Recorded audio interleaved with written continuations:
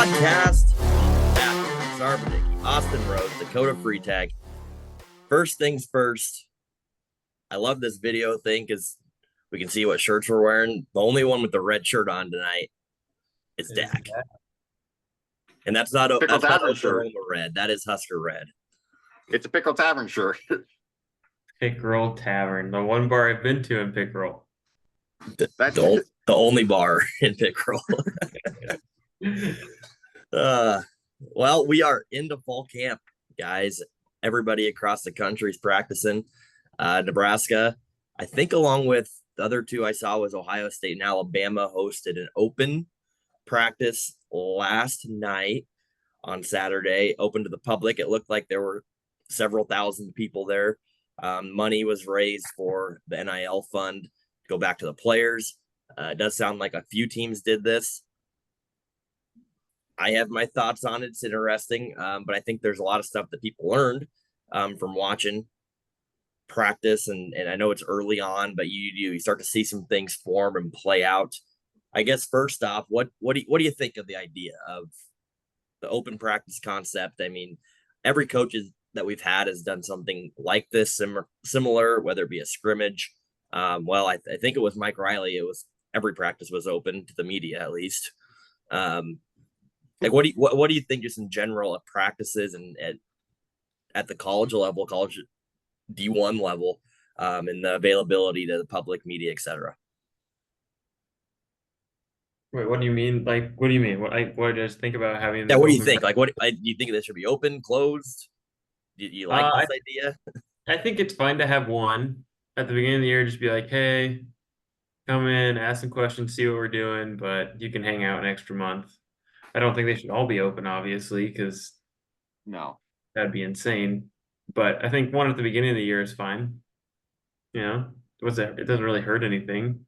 Get some practice in front of some eyes. I didn't know it was for the NIL fund. That's a really good idea right there. It's a good way to make some money, I guess, and it's a good way to bring recruits in too. Mm-hmm. How much did they charge per ticket? I think one. 20, it was $25. Wasn't it was 25. That's pretty steep for practice. Yeah, that's people went. They showed up. That's probably more than the spring game ticket right there. I think spring game's 25. So it just basically like a spring game part two. A little. I think it was structured a little more like a practice versus like spring game was playing a full game. I don't know. Like I think it's really good for NIL. I think that was a good idea to raise some money that way. The only thing from a coaching standpoint that is a little bit worrisome, which I know the coaches I'm sure talk about it, is it's open and you can't tell me that there are other teams don't show up and go. They do. Yeah. I mean, they're gonna go. Like if any team that we play against has an open practice to the public, like you want to go just to get a feel for what everything looks like. So the coaches are probably aware of that. So I'm sure we didn't obviously play and show all of our cards last night, but at the same time, I don't know this. I've never been a part of a staff or know anybody at the Division I level, but how I anticipate football going, like there's probably 25 to 35 coaches on a staff, analysts, people that help. There's like 2 or 3 coaches that are assigned a team for the upcoming year from when the previous season ends. So like Ohio State, for example, I'm sure there's 2 people on that staff. Like your job is to know Nebraska inside and out. And yeah, if you see an open practice, you're probably going to send somebody there to get a good look at what's going on. So again, one negative thing, but I do think as far as raising the funds, it's good. It does bring hype. I don't know that we need more hype, but it was another good look for everybody to see and provide more things to talk about, which is what we're doing here.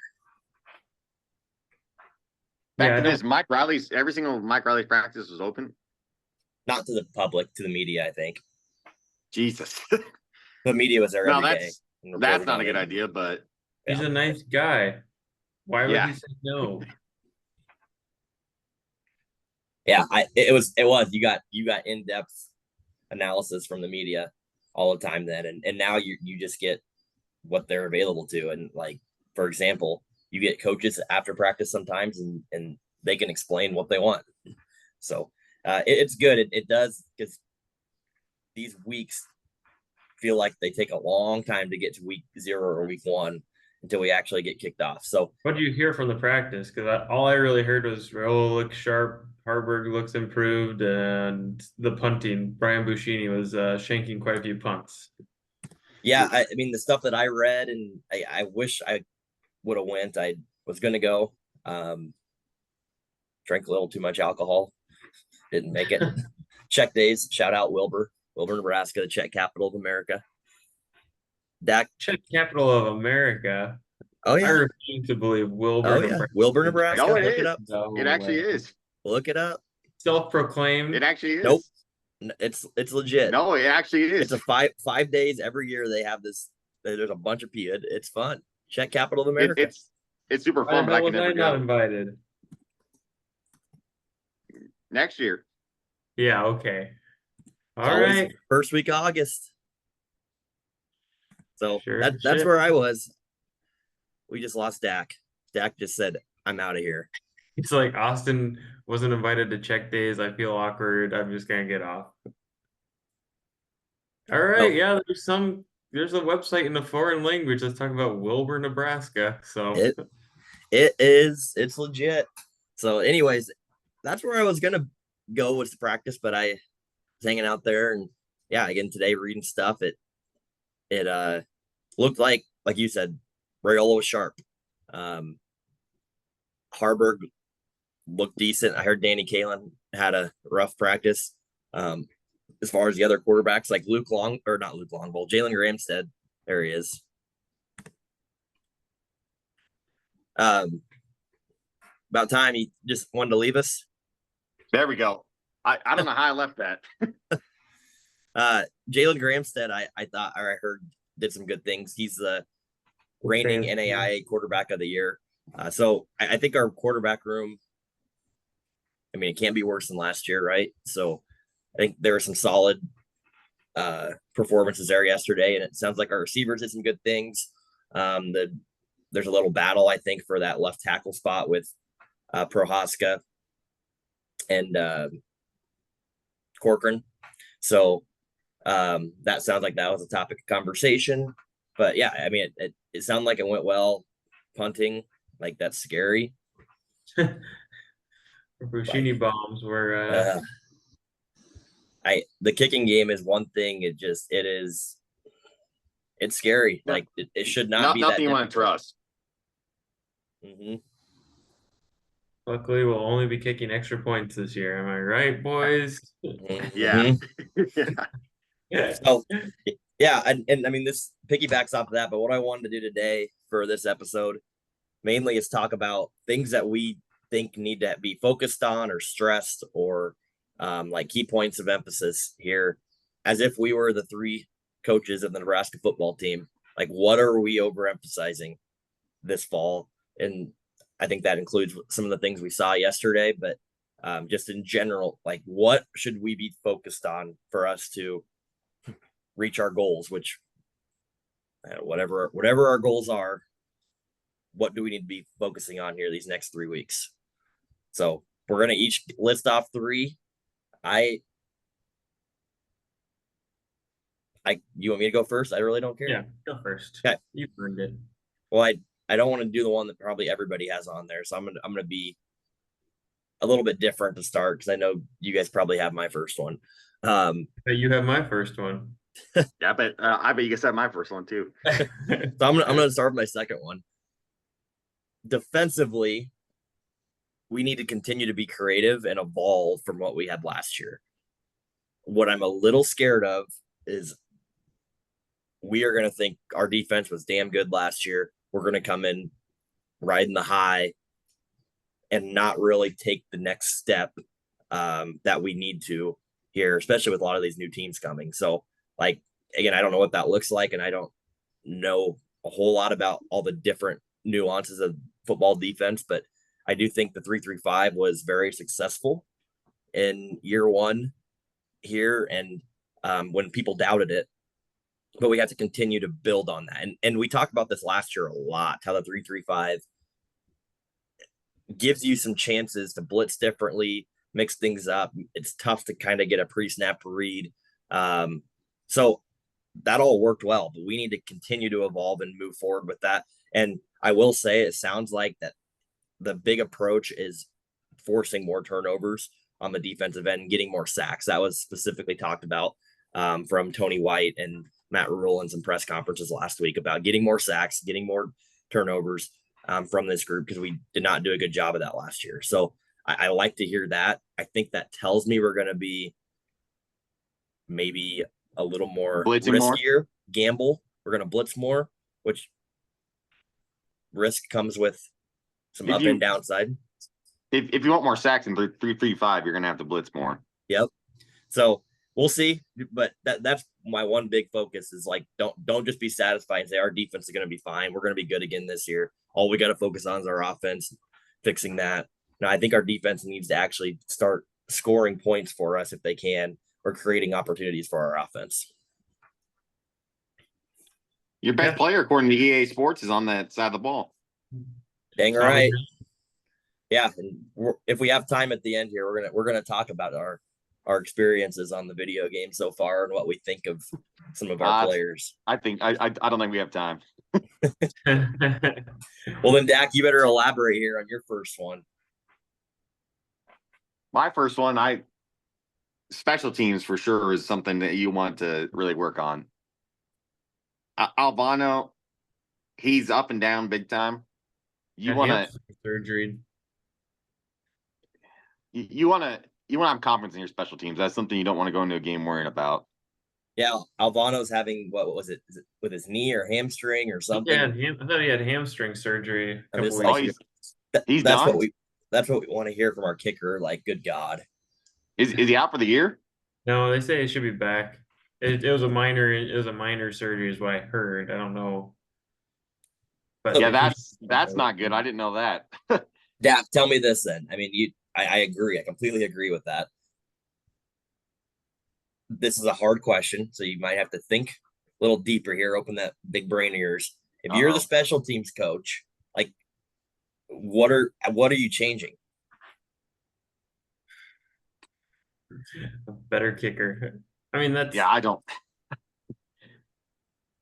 I mean, if we're talking about kicking specifically, right? I mean, there's a lot of scheming. We know that from realistically, special teams on the defensive side, I feel like we did pretty well last year. Mm-hmm. We blocked more field goals than we've probably blocked in the previous 4 years combined. If your punter's shanking balls right now in an open practice, though, you got major problems. And I mean, that question to you is kind of a trick question, because it's hard when what do you do as a coach besides just trust that the guys that you have can punt the ball down the field decent and make field goals, make 42-yard field goals. Like, if we're missing them and shanking them, and like, that's all they're practicing, right? I'm sure that's all those guys practice, and they should be. But like Austin said, get better players. How can we not do that, though? I mean, seriously, is it that hard to find just an average kicker these days? Like, I have no idea. There's only so many kicking positions on each team. You're not like competing for a ton of spots. The thing about kicking is it's mostly mental too. Once you're shot mentally, you're done. Well, yeah, we had the Big Ten kicker of the year and Drew Brown, and then the next year he fell apart. Yeah. We talked about that, like, with our kicking. We've been blessed with, probably spoiled with good kickers, and now it maybe seems worse than it is, but I don't think it's good. It hasn't been for a couple of years now, but that's a big part of the game. That's a big part of winning and losing close football games, which we've lost a lot. So I think that is it. I didn't actually have that on my list, but like, that's a good one, Dak. Like, I think that needed to be brought up and talked about, because it is scarier right now from a special team standpoint. Who is your backup kicker? Do you guys even know? I got it right here. It is Nico Otomanelli, right? Yep. And then we have our backup punters, Camden Cook. Maybe we got some Sam Cook relations. Is that? That's his brother, isn't it?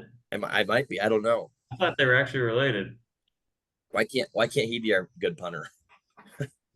I mean, hell, they're probably battling for a spot now. No, that's a good one, Dak. I had the exact same. It is Sam Cook's. Oh, it's Sam Cook's son. Oh, that's even better. What? I Googled Camden Cook and it's Sam Cook's son. I thought he had like a really young brother, but Well, Sam Cook's old. I mean, he's probably what, in his 40s now. yeah, I guess. I didn't even think about that. I thought he was like I mean, he punted for a but long time in the NFL. doesn't seem that long ago, but I suppose, yeah. So it's his kid. So Austin, I mean, that you said that was one of your points. Is there anything else you want to add or elaborate on? No, I was gonna focus mostly on the offensive side of just getting those kicks down. You know, they have a whole TV series called Chasing Three. You know what the easiest way to get 3 points is? Hit a freaking field goal from somewhere on the field. um, but no, I agree with most Dak's points. It's the kicking side. I feel defensively we did all right, but outside of getting better kickers, I don't know what you do outside of just trusting the process and trying to build good football players with good football mentality. But yeah. So move on to what's your Yeah. number 2? I'm gonna go. We've talked, we got great quarterback. We keep talking about how deep our wide receiver room is, so we gotta have good pocket pass protection. I don't want to see any bullshit where Dylan Raiola is trying to scramble and having to flick it out to, a guy on the flat. So I think that should be a focus, especially when, I'd say Raiola's strength is his arm strength. So if you want him to let it rip downfield, he's going to have time to throw it. Offensive line play hasn't been great. It definitely should be some focus of your core 3 of protecting your passer. You guys, last year though, you probably thought your offensive line was better than coming in the year it was. Like it wasn't awful last year. I agree. But I also 2 years ago it was disastrous. Yeah, 2 years ago was the worst. Our quarterbacks weren't real throwing threats, so I think that impacted also how our defenses played us. They were able to load up more on us. So that obviously impacts the pass protection a little bit more, but I think that's one of your focuses is just keep Raiola up. If you really think he's, the quarterback that's going to resurrect Nebraska. Good part is though you have confidence in your backups though if he does get hurt. That's true. At least we have a guy that's played before, and I mean I do. I think Jalen Gramstead, from what it sounds like, can maybe hold his own, which is helpful. The offensive line, as we've talked about on here several times, is the most important part of your offense, and it doesn't matter who you have back there. If you can't block, you're in trouble. I am hopeful that we have a lot of guys. I don't call them veterans, but guys that have played a lot of snaps. I mean, Ben Hart, Corker, and Prohaska, some of them have battled injuries. Ben Scott, playing for 2 different Power 5 schools. Justin Evans got some minutes last year. I mean, because we've been so banged up and guys have been moved around a lot, and I think we're starting potentially someone who's our right guard. I think it's Micah Mazuka. I think right now is who was playing that yesterday. So like we got guys that have played, which I think is promising. But it, like you said, it kind of like our defense. I said earlier, we have to take a step up from an offensive line group to protect Dylan, because what is Dylan's strength as a quarterback right now, from what we've seen, is his ability to throw the deep ball.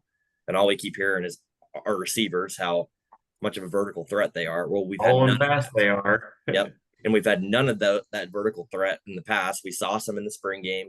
So, like, you need time to those guys get down the field.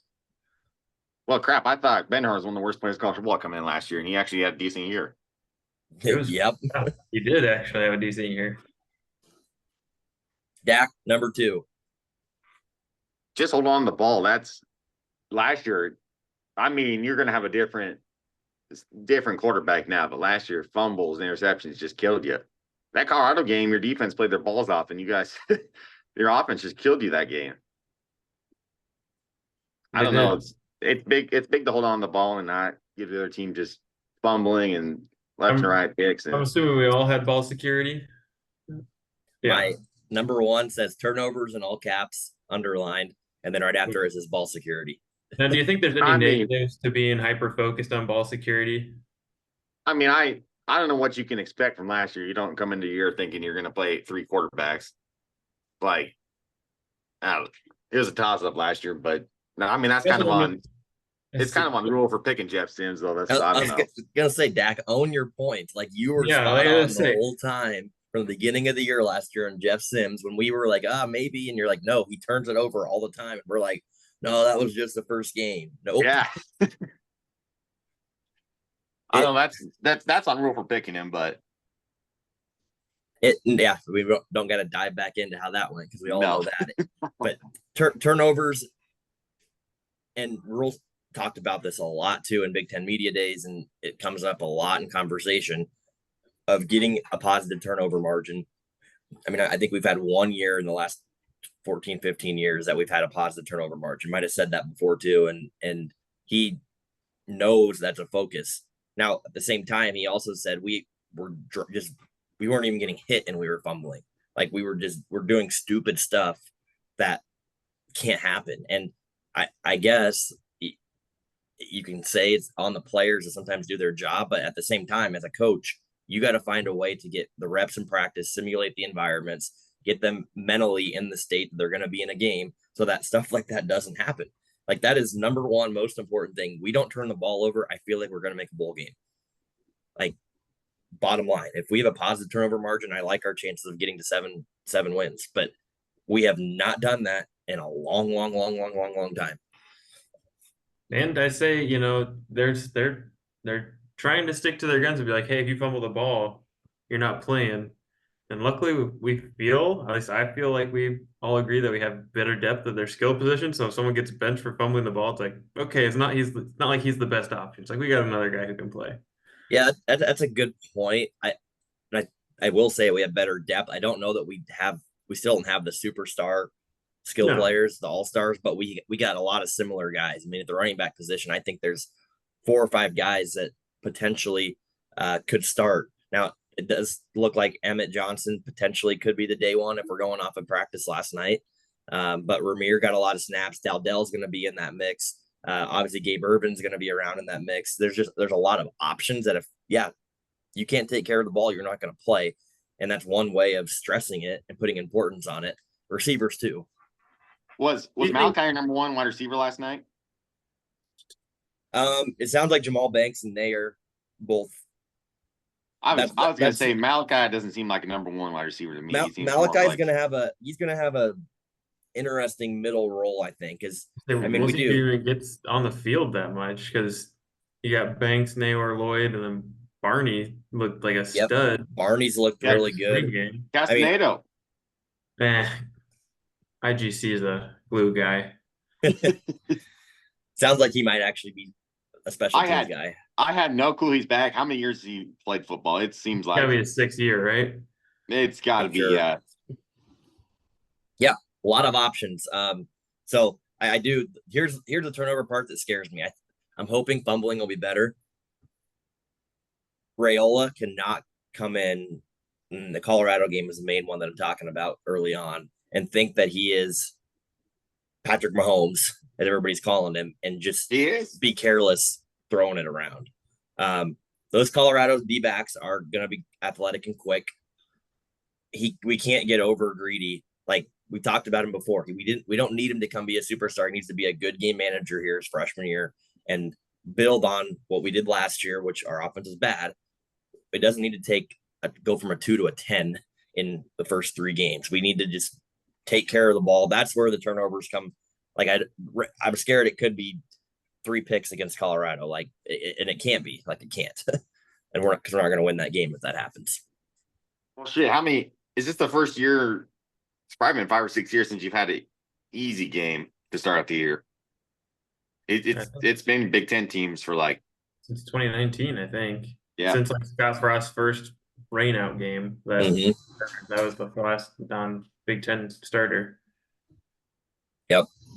So I mean, turnovers is my number 2 as well. So I'll move on to my third one here, and it's very, very general. And I'm not saying we're not doing a good job of it.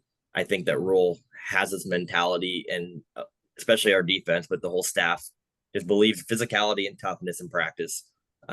Everything needs to be tough. It needs to be hard. We just talked about our depth that we have at some skill positions. We have some guys that have played a lot of snaps on the offensive side of the ball. Defensively, we're pretty deep in our secondary. Our defensive line, we got guys that have been there for a long time. Like our linebackers are where I'm a little bit nervous, but everything needs to be tough as hell in practice. I know it's been hot the past few days, but it needs to be hard on the guys. And I think the staff does a good job of that. But to make strides, trying to build a culture, turn a corner, get over this no bowl game hump, everything should be so difficult that games seem easy when they get there. And like I said, I think from what we've heard, but that also could be biased, that the staff does a good job of all of that. And that's more coaching in general, right? You want to make your practices harder than games. And I hope we're tackling in practice. I hope we're taking people to the ground. We haven't heard much injury news as of late. So I hope everything's just a dogfight competition wise in practice. Because obviously it wasn't happening under Frost. We know that. We heard year wonder rule that was happening a lot. I don't know if we're just assuming that that's going to be the case now, but that's my third one. Just be tough, physical, constantly. I kind of had that as one of my first one outs, because I figured we were all going to have ball security and special teams, but I had the same thing. Don't forget what we did well last year, being physical on defense, running the ball. So I totally agree with that. Yeah, that was basically my third too. That's just yours. Yeah, played. I mean, I kind of had just stick with what you did last year defensively, basically. I mean, you're gonna have to change up a little bit, but yeah. Which I was dead wrong about the 3-3-5, but see, like that's kind of countering my first one a little bit. Like I get what you're saying, continue what we do well at, but at the same time, it can't be the same thing. Like it has to. But last year we were pretty creative. Correct. So I mean, you could argue that's a continuation. Correct. Yep. Yeah. Austin, you got a third one left, right?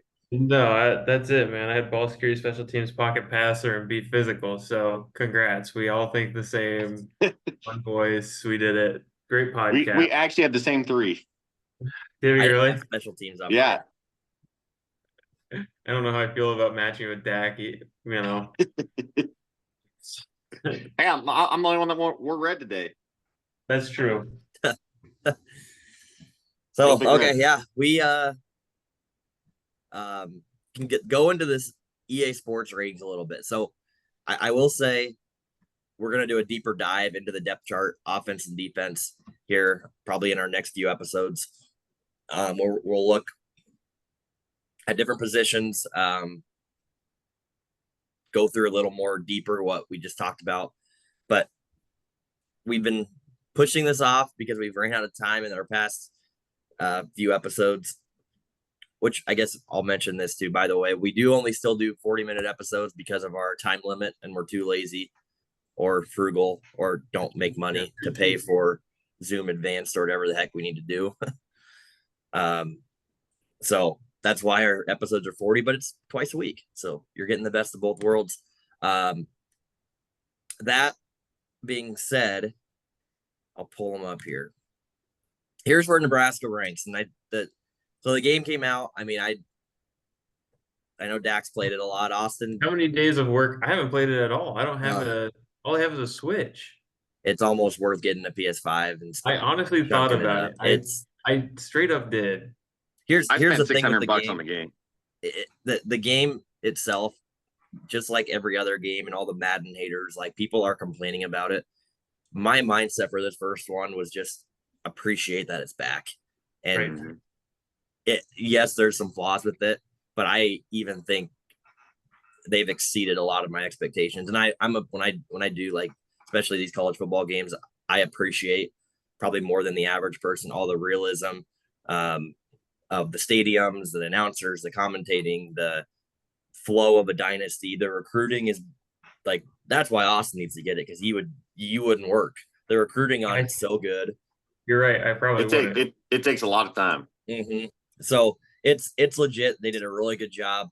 And yeah, spent a lot of hours on it already, probably more than I want to admit. But Dak, what's your initial game thoughts on it? I love how real it is. Like the tackling, everything just feels super real about it. But like you said, the stadium, like, and it's real about how you go and play.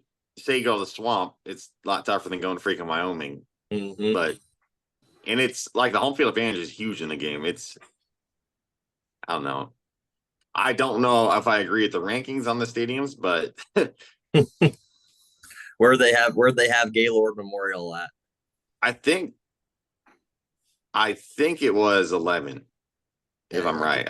I think it was 9, but yeah. So Austin, what Dak's saying too, which is I forgot to mention that when you go on the road, the game makes it really hard. Like if you're a freshman quarterback on the road, like you can't audible plays, no one can hear you. You half the time don't even know what receivers are buttons because they're gone because you're on the road, and it makes it really tough. It's cool. Like obviously people are gonna figure the game out and get all the hacks. They're really good players, but they did a good job. The rankings, and there's obviously bugs with the college football playoff format, which that's a whole nother conversation that I think we should talk about because I think a lot's up in the air. But want to talk about the Nebraska players here. I think we're like 85-ish overall, 84 overall for a team. Your offensive line blows. Thanks for bringing that up. So here's our in Austin. Maybe probably some of them. Maybe if you give the rankings up. I have our individual player rankings up. Okay, so I was gonna have you guess to see if you knew where people were at. I only looked at the top 3, so I haven't looked past. Okay, don't go beyond that. So top 3, best overall in the game, Tommy Hill, 89 for us. Like, I don't know. I guess I don't have many thoughts on it. Isaac Gifford second, and Nash Hutmacher's third. Like 3 defensive guys lead our rankings. I don't know. I think all those guys are justifiable where they're at. So I think some people did get screwed and some got overhyped. I think these guys are all good where they're at. Okay. I don't even know what is Raiola ranked. I don't even know. We're going to get there. So Austin, I want you to start naming some guys you think are kind of next up here. I would guess Fedoni. Yep, Fedoni's coming right up. He's 6. Ben Scott might be sneaky high. Ben Scott got absolutely screwed. Oh, really? He's to me the one that got screwed in the ranking. 78. He's way down there compared to everybody else. Okay. We didn't bring up that you start the game. Nebraska's a fake running back. Thanks for bringing that up. Yeah, our running back is not an actual player, starting running back, but he's not ranked the highest. But the default depth chart can't even remember his name because I subbed him out right away. Weird.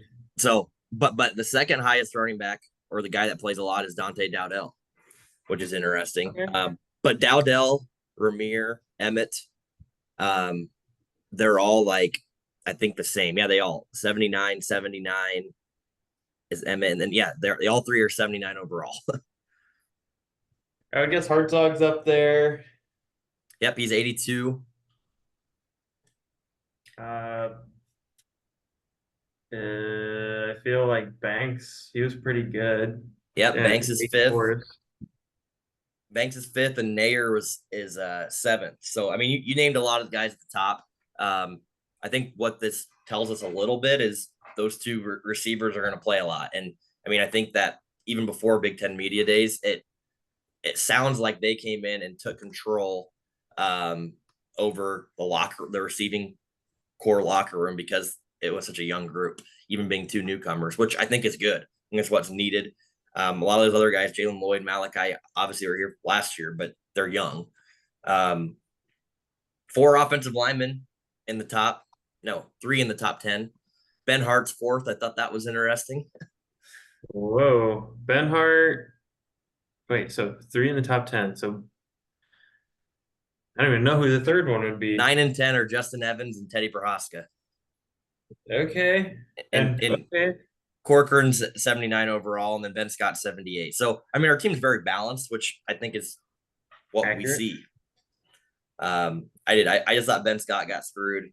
Because like one of the best pass protecting centers in like the Big Ten last year. Yeah, like I thought he was one of our best offensive linemen.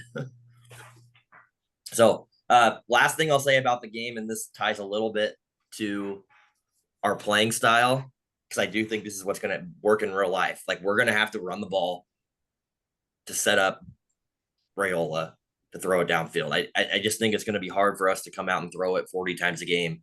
And maybe that's what we're going to do. I don't know. But we're going to have to use a solid, balanced running attack. And I think our big plays need to come from our speed receivers down the field on the game. Like if Malachi or Jalen Lloyd are on the outside and they're in press coverage, it's almost a cheat code because they just run right by him and you can tap it with Rayola because he's got a monster arm and you can score a touchdown a lot. But I think that's going to be realistic. Like we need to take advantage of opportunities when those guys are open down the field to get big plays. And I think we have the players potentially to do that this year. I think players play the game and they're like, this is what I can do really well in the game. I should give it a shot in real life. I think so. I bet a lot of them do. Like I think all of them are playing the game. You know that. Oh, you know it, yeah.